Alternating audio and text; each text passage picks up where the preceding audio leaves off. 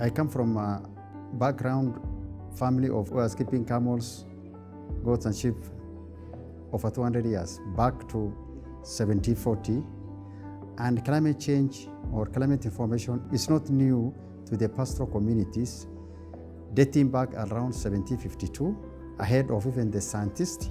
SPARC has done a couple of projects around climate services focusing on pastoralists, but we realise that there's a disparate body of knowledge. So we've been undertaking a literature review in published literature to find out what we know about the state of knowledge on weather and climate information services, what's being produced, what information is being translated and transferred, and what information is being used by pastoralists at a local level. I think the weather climate information service providers within the pastoral areas need to do a number of things. They should continue improving on how much or the quality and the timeliness of early warning information they need to give, but then they need to look at this sticky question around trust in what they provide. There's a big disconnect between what communities use in terms of early warning, that is community-based early warning, and then the contemporary early warning.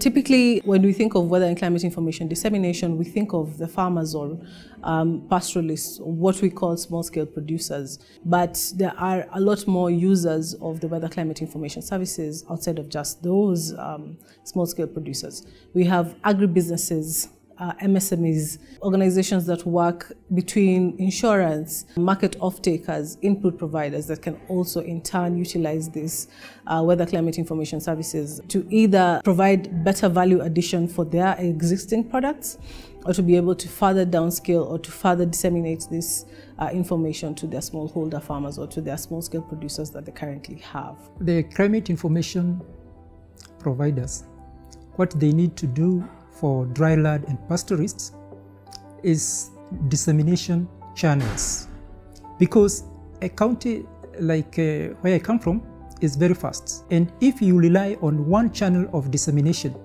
you may find that if it is the radio, not everybody in the county will be able to be reached. So you should come up with a different method of dissemination.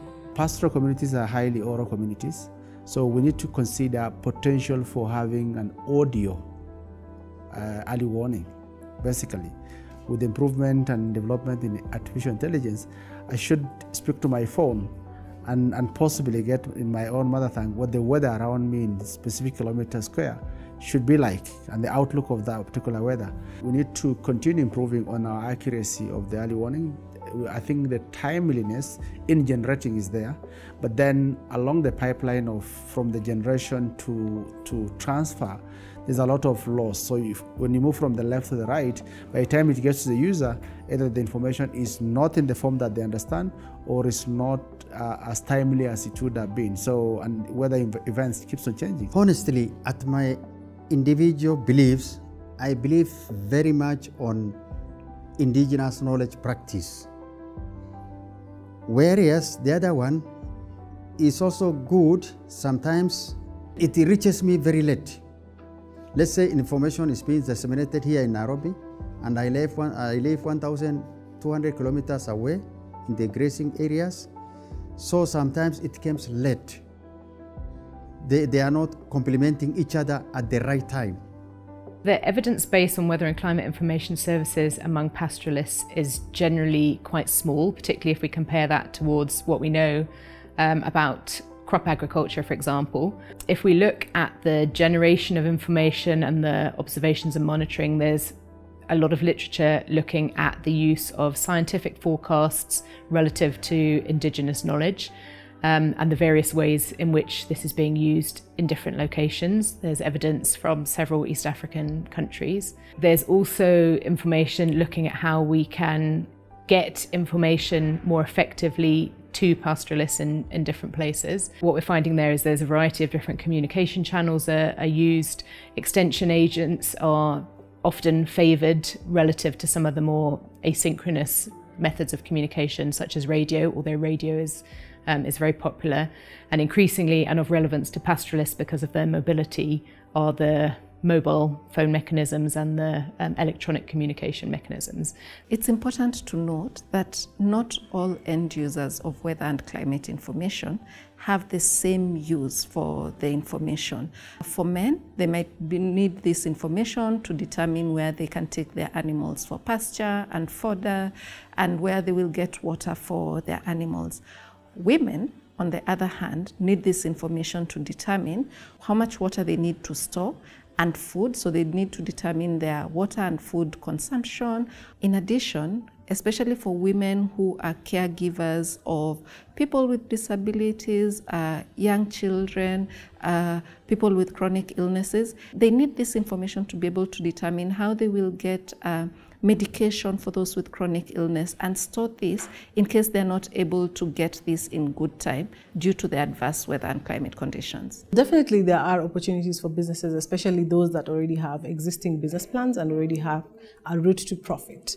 Using weather information or weather climate information can be a complementary service that they can add on top of their already existing products and be able to maximize the profits off of that. They can also be able to better plan ahead in terms of, for instance, insurance, especially when it comes to crop or livestock. They can be able to plan for the policy and payments upfront if they have the weather and climate information services available from the onset. The factors that determine the uptake and the use of climate information in the pastoral community are the literacy level. What happens is that the way the climate information will be understood differently by different people depending on their education background. Different end users need to receive information based on access to the different medias of information, how they access the different media. So if you're using radio, for example, are the women able to access the radios throughout, or are these being used by the men, especially the young men, when they've gone out for herding?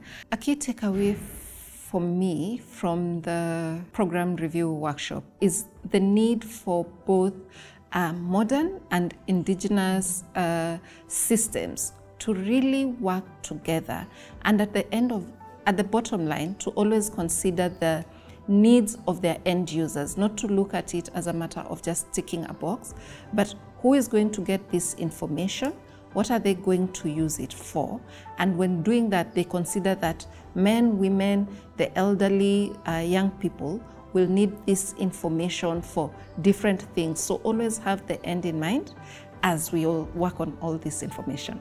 My biggest takeaway from the workshop today is that pastoralists and small-scale farmers, or what typically AgriFin works with, are very similar but very different at the same time. We see a lot of private involvement, especially when it comes to the highland or crop farming, versus what I'm seeing with pastoral communities, especially when it comes to geopolitics in the area. Personally, I'm finding this event so far really interesting because we've got some pastoralist representatives here, but we've also got, for example, national and county representatives from Kenya Meteorological Department. And as far as I'm concerned, if we really want to make climate information useful, we really need to have those dialogues that bring all of these different parties together. I think this is a key part of this sort of translating and transferring of information, is that co-production process, not only because of the information that it produces, but because the dialogue in which those discussions take place is really important for people to have increased empathy with the perspective of other people within the climate services ecosystem.